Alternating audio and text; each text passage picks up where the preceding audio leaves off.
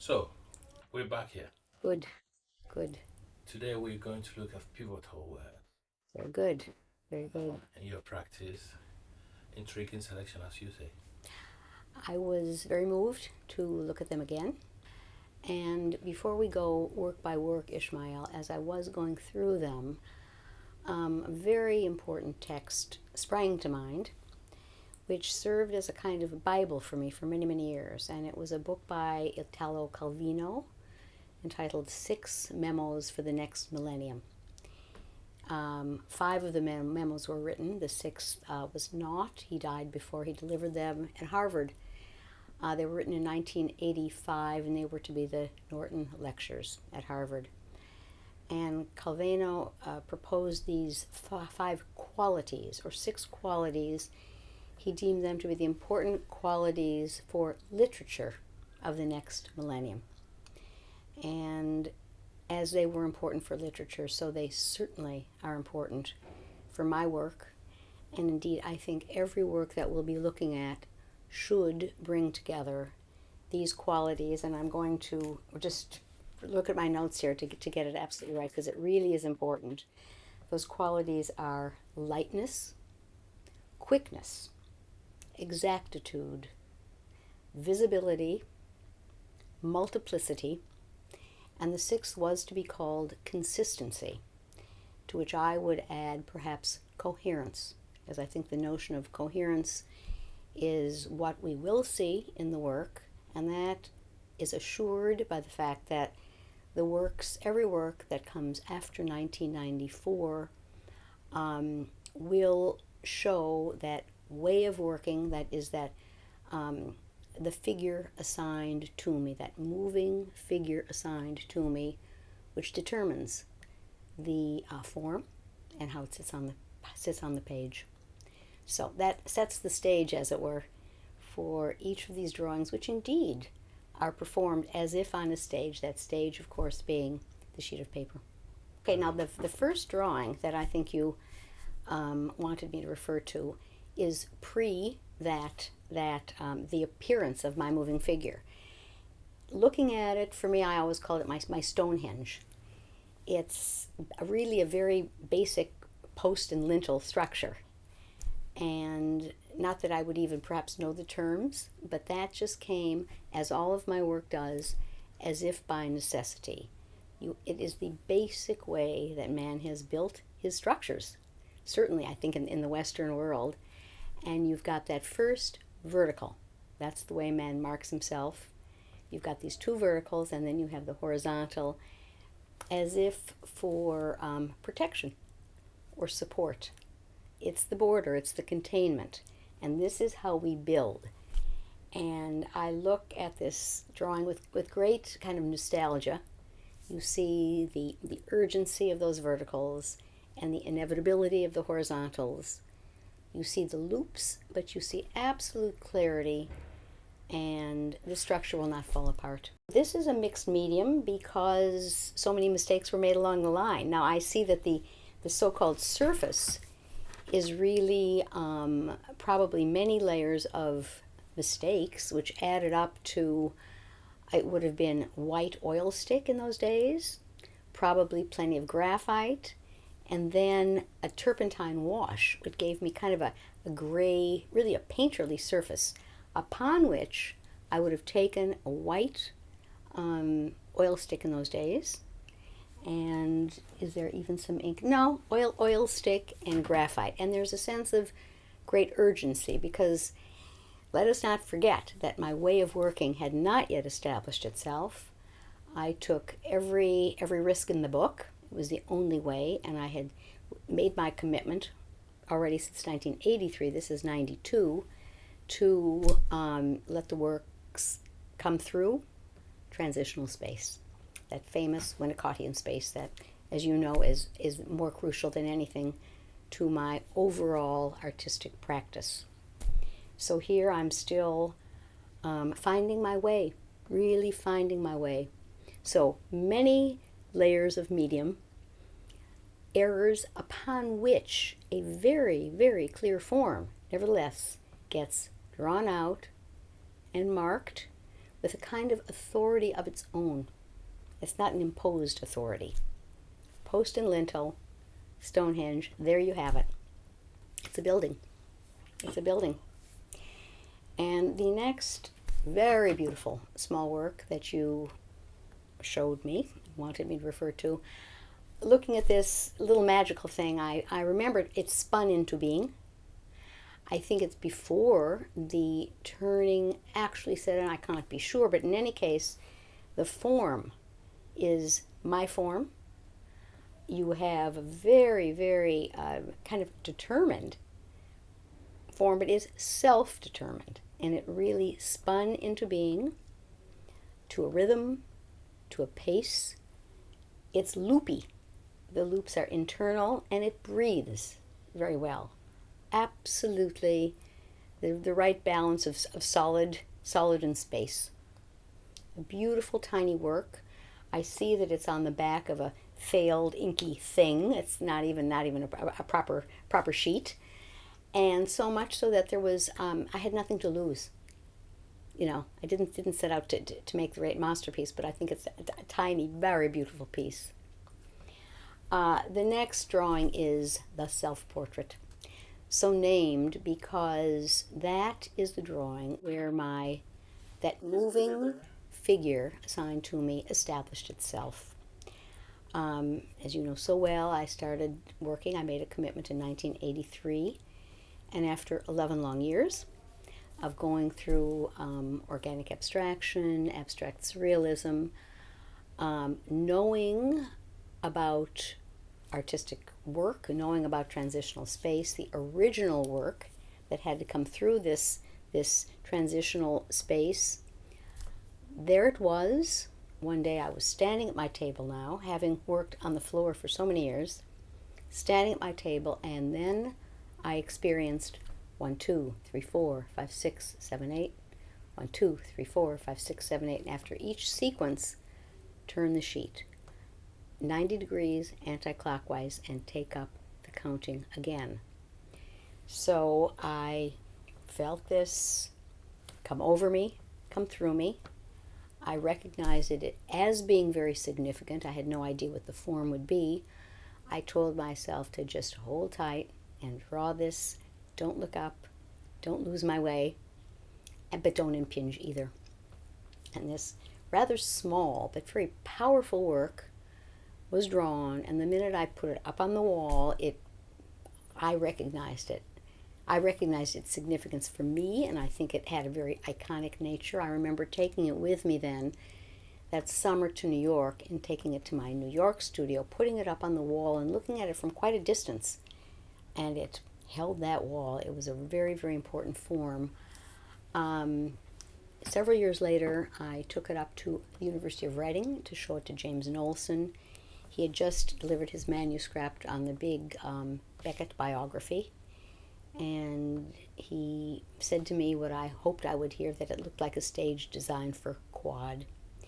Because very significantly, the day I drew this, or the day the drawing appeared, as coincidence can occur, I went to the ICA, the Institute of Contemporary Arts. I saw teleplays by Samuel Beckett, and there I saw quad performed. Watching this film, it was as if I were watching my drawing performed on screen. The next drawing, the most significant thing I can say about this is to call attention to its spine. That central spine, which, if we're referring to Calvino's sense of consistency, once that figure assigned to me has established itself, every drawing will have a central spine, which is a result of the way I work, the way I count the numbers and turn the sheet. And because that is so organic and so figural, they will have a spine. These are all really figures. In this case, it's already 2000. So I have my verticals and I have my horizontals, and they begin to configure in quite a variety of ways that we're going to be seeing here. In this case, these sort of wonderful little long rectangles, each with quite an emphatic split. So I gave names to these things. This was, they had the split, but the way it just comes apart in the center is proof of the figurative nature of the work as a whole and each individual work. And indeed, I mean, each of these drawings sits in very important collections. This was chosen by Stephanie Buck for the Courtauld at the time, following on our conversation about the spine in the work of Michelangelo. So it is that spine which, as time went on and the work became kind of more reduced for a while, and indeed there's always the spine, and that's usually the first mark. That's where every work will begin. The next is kind of a trio of smaller works. They weren't conceived to be a trio, but when a very important drawings critic came to my studio, she was aghast to see them separated. She insisted I bring them together, and this is pre the emergence of my figure. Nevertheless, each form of necessity, it's probably 1993, just a year before, you can see the urgency, the way that my body and mind, my organism, is longing to find this form. They're searching, and yet they're practically there. Each has its own solidity and its own beauty, but coming together, it has a beautiful sense, and it's in a very important collection in Germany. This would still be mixed. There's ink here, just really ink, I think, and my graphite stick. And if you see a kind of what I shall call plate tone, it's usually just the result of my fingers, fingerprints from the turning, from the very active way that the work comes into being. It will, all those background marks will be traces of my body on the sheet. The next work was a work which now I see its significance. I certainly did not at the time. The drawing itself is in white oil stick, which would have come, as Calvino says, with quickness, with lightness, with visibility on top of a fragment of a failed ink work. I probably tore that apart. Again, I had nothing to lose. There was no one looking over my shoulder, which is the best possible way. And this would have been before I was really aware of that moving figure. You see it desperately trying to take hold. And looking at this now, what I like so much is this very insistent white center mark, a mark of my being, nothing less than that. I'm standing, I'm going like this with my right hand. I'm left-handed. But of course, to make these marks, the whole body must be at play. And I use the word play in a very important way. It is an insistence of my being. Once that is marked, one can move around, and these loopy marks move around, and they find their form. There's nothing casual about them. They look organic, they're loopy, but they know just where they need to be. And they establish themselves on the sheet. It was selected by Maggie Thornton many years ago, 1994, when she came to my studio. She was director of the Redfern Gallery, and she spotted it, and she selected that and another 5 works to be in the first summer exhibition at the Redfern Gallery. And, well, the rest is history. This was the first work chosen by Frances Carey to enter the British Museum. This kind of great drawing puts a smile on my face. It's almost, it has almost a comic sense to it. Very, very figural. Again, you have basic building forms, a kind of 2 verticals, a horizontal. It's loopy, but again, it holds firm.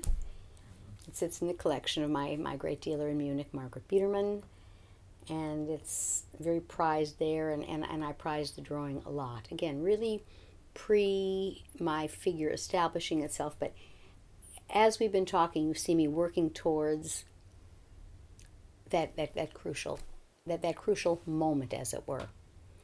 And what's so poignant for me to look back is how beautiful these early manifestations of the journey. There's each has its significance. Here, well, to me, I love this drawing now. Again, I didn't know it at the time. You have, all the elements that Euclid talks about. You've got the horizontals, and you've got the verticals, and you've got the curves.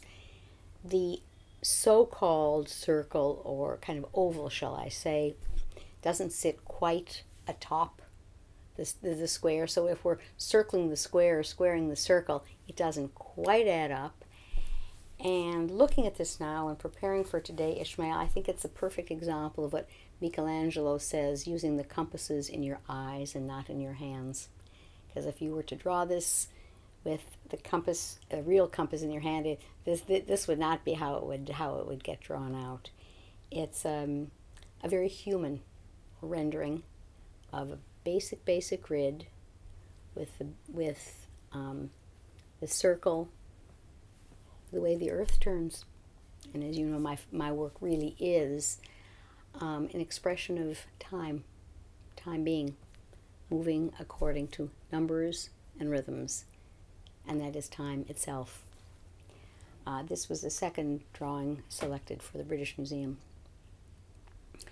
This next one comes from the summer of 1996, when I was in New York, still working on the floor, I remember, and a whole group of really very beautiful drawings of this kind came in. Some spun into being, some obviously more successful than others.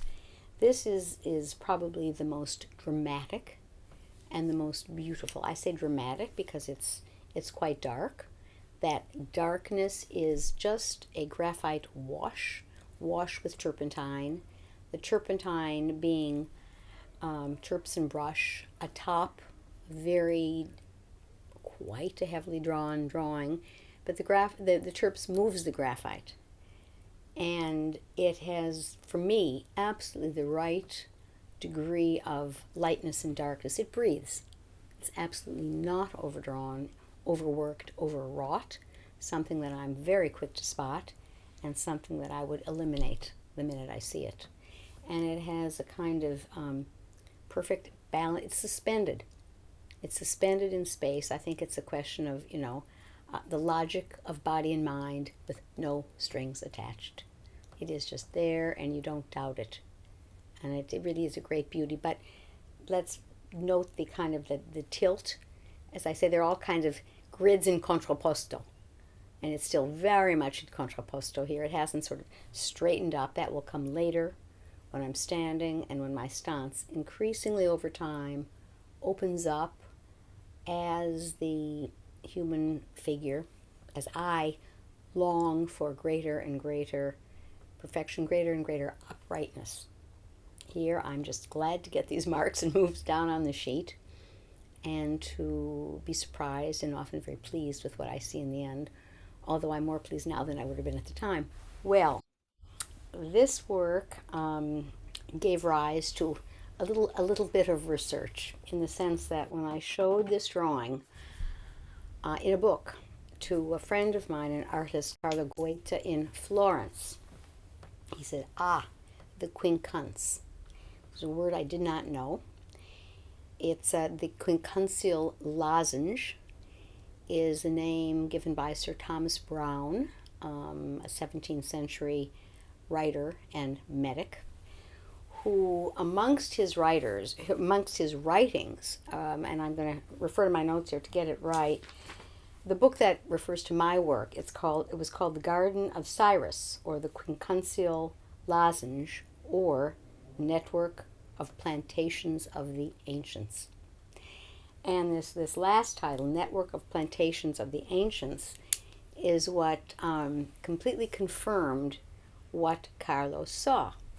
He said, Linda, that is the pattern, that is the way that we in Italy continue to plant our vineyards. Because in this form, in this pattern, we know that each vine is going to get the maximum water to grow. So it's a basic way, again, than when I did look into an early edition of Sir Thomas Browne, which was disintegrating on my lap as I was looking at it at the British Library. He speaks about the Garden of Cyrus, which is the archetypal way of creating gardens.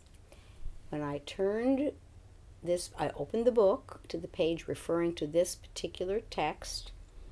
I found in the book a drawing, this drawing, my drawing, and I would never have known to call this a quincunx or anything like it. And I happen to have this very card in my bag because my dealer in Munich, it was the invitation card for an exhibition. She sent it to me as a sample to show me what the card was going to look like. Again, one of those amazing coincidences. I opened this first edition of Sir Thomas Browne. I open it to the text, which I think may be relevant to a work, and I see my drawing on the sheet. You couldn't make it up. So the notion of the quincunx, it's not a notion, the form called the quincunx, this basic form, one could almost say now is like a template for my work. But it's a template for much more than my work. It's a template that one sees in nature and in man. And, of course, in the heavens. So this is a very beautiful drawing, the best, again, of its kind. Every drawing we're looking at, Ishmael, there will have been many, many drawings, many manifestations of a kind before the work changes again. But this is certainly the preeminent one of that kind. The next drawing, then the works now 1999 here. After this kind of circularity, then as things evolve, the short, quick horizontal line comes into being. And they became shorter and quicker. And there was quite a period, there must have been, 50, 60, 70 drawings of this quick. 1, 2, 3, 4, 5, 6, 7, 8. 1, 2, 3, 4, 5, 6, 7, 8. Turn. And you would go, and it's all done in a course, in a go, in once. This particular one is, without question, the most beautiful, the most successful, probably amongst the first, as is always the way, before a certain amount of expertise, too much expertise sets in, and then one also somehow loses the pace. So this is the great one, which is almost overall, but on close inspection, you absolutely see the spine as the lighter area down the center, and you see also that post and lintel form, but it's just implicit, it's just establishing itself. Later drawings of this kind, it's rather too established for my taste. It's too clear. Here it's just an absolute perfect balance between order and intuition. And these horizontal marks went on for some time until end of 1999, when I felt I was let out of prison when the vertical established itself. And that was really a kind of a letting go. The body could mark itself with absolute force and clarity in a vertical line. Again, very beautiful, maybe a vertical line, but you absolutely see my figure here. This is a figure in contrapposto, as always. The so-called grid, I wouldn't have used the word grid, but nevertheless it's there in those very evocative white spaces, which are a mark of time, as always, between the lines. The richness of those forms is due to the frottage. If there's a double digit like that, it would sometimes ask to be reperformed. It's never a question of filling in, but the drawing will call for something more. It calls for more substance somehow. And that's what occurred in this drawing. And I remember it very, very well. The next drawing made itself. it asked to be the way it is. Looking at it now, of course, to me it's kind of a great beauty. At the time, I began taking all the risks. It was just a sheet of a kind of a frottage with a very, very light marking, very delicate lines, horizontals and verticals, quick, very present, but the drawing would not have been finished. And I remember I can still remember in my studio stepping away from it, turning around, and out of the corner of my eye, I looked at that sheet of paper and I knew exactly what it needed. And I marched over, and these squiggly lines, bloop, bloop, bloop, and I did it, and then they wanted to be reperformed with my brush and terps. And this very clear now, as Calvino would say, absolutely visible. It's light, it's quick, it's visible, it has exactitude, and it has multiplicity. And there you have it. But it made itself. It called to be what it was. So unusual was it. I didn't recognize it in a sense as my work. I hid it for myself so as not to destroy it. At the time, I found it really quite ugly. It was just quite shocking, and I really hid it for myself. So now, then it was at the show in Valencia at the IVAM. My husband stole it from the director of the museum, and it will find its place at the Met in future. This very beautiful drawing, for me, is a kind of magic. And looking at it now, it makes me think of a quote by Borges, in the earliest times, which were prone to vague speculation and the inevitable ordering of the universe, everything must have been tinged with magic. So this kind of beautiful work started with those few little markings, clear, gentle, midway. It wove itself down, and when the dance was done, the dance was done. And I had absolutely that precise instinct to stop. There was absolutely no need, of course, to finish it because it was finished.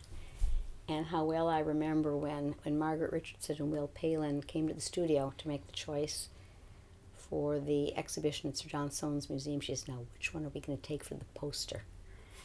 And of course, there she could write something in the upper half, so that was quite clear. But it's a kind of work which I look back at with pride and kind of longing, almost kind of nostalgia for the days when one doesn't know so much. Now this one would have been done at the same time. Also 2000. In 2000 I had the amazing good fortune. In May of that year I was invited to show first at the IVAM in Valencia. I got the call then from its then director, Cosme de Baragnano. 2 weeks later, Margaret Richardson invited me to show at the Soane Museum. And that was, quite a tall order. And I just said to myself, well, I better really get down to business here. And I went off to the United States, never with, purposiveness without purpose. To be purposive, if not purposeful. And I sat down to work. And that was a time then when the horizontals and the verticals, which had been establishing themselves over time, could come together, creating various formations, so they weren't all the same form. So here we now have what I came to call the stacks. You have horizontals and verticals coming together with a great deal of organic movement. These are like three figures, marching along in contrapposto. There was another stack, and it's very beautiful too, but that one was somehow more held or structured. This is a freestanding set of them, and this one before, and these stacks, those were 2 out of the 3 drawings then chosen for the Arts Council collection, and I'm very, very glad that they came into being as they did. This next drawing, I was taking an unexpected or unusual, uncharacteristic pause, shall I say, sitting in my chair in the studio, and its making, or how it had to be made, appeared in my mind, which is kind of quite rare in my practice. I knew it would be just those lengths of line, and I just got up to that sheet of paper and I marked them out. 1, 2, 3, 4, 5, 6, 7, 8. Turn down one side, down the other side, and that was it. That's all it wanted. Those were the directions. And I followed them and certainly didn't second guess them. I never second guessed the directions. It was, then of course I longed for more of those, and they're all right, but this was the one, and there usually is the one. And all the drawings we are referring to now are kind of the best of their kind, the best of their species almost, I feel like saying. Here I think I would have been using my heavy graphite stick, because there's an absolute direct hit here. This is still only maybe 2001 or 2, not later. Later on, when the work gets, it evolves, it can't help but evolves, it gets more raffiné, but hopefully not too much so.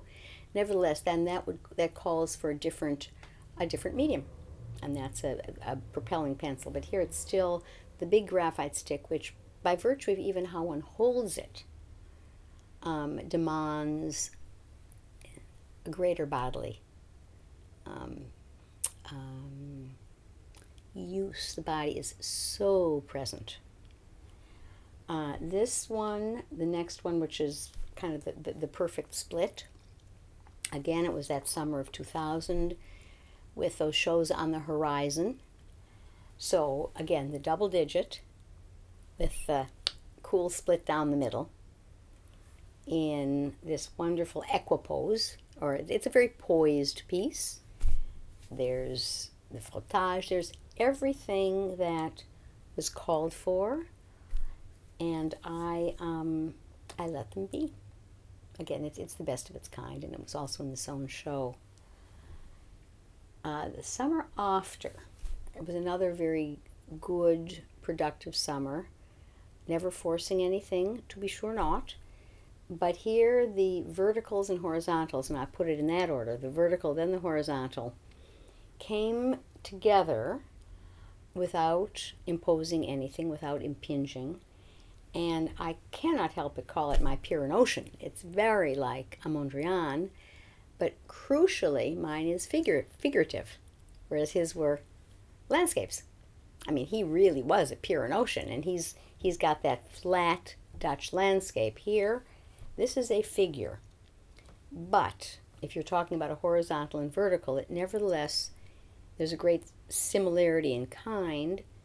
Crucially, whereas his work will have a circular outline, the circularity that one sees here is made visible because that is the result of all my fingerprints from turning the sheet.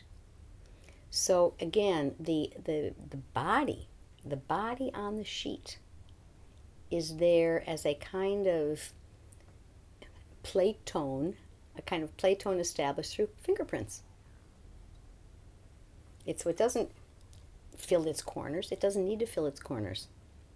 It's very much a question of man marking himself. I'm like Vitruvian man here. A great beauty to my mind. The next one, again, a surprise, a kind of perfect little work, spinning into being, horizontals and verticals, configuring with precision but with intuition. Two very almost archaic forms established themselves, but I felt that moving through the sheet as I did was moving in an almost labyrinthian way. It was selected to be the only framed work shown within the Soane Museum. There were others which were in glass cases. And again, Francis Carey, who curated the show, and then I felt very strongly it should be there by way of a kind of hinge or a work to give sense to my being in the zone in the first place. First of all, as Margaret wrote in her introduction to the exhibition, there is a great kind of minimalism which underpins Sohn's classicism. It's very hard to remember when one is in that museum, but to move through the museum, one feels like one is moving through a labyrinth, and I would say a labyrinth rather than a maze. As I understand the difference with the labyrinth, there is no choice as to how you turn. With the maze, you can go any which way. But in my work, certainly in my work, this is all the only thing I can say with authority, there is no choice.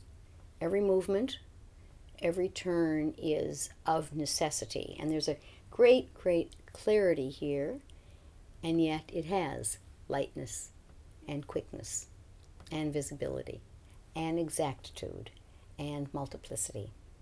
And I think absolute coherence with all the works we've been talking about. And then the last work here that you have chosen for me to refer to today is what I would quite simply call stacks on their side. So these beautiful stacks on their side, it's the same, here we have horizontals and verticals adding up in different formation. And that's what gives variety to a work which is fundamentally comprised of very few marks. Again, referring to Borges in his Library of Babel, there's so few marks, but so many variations.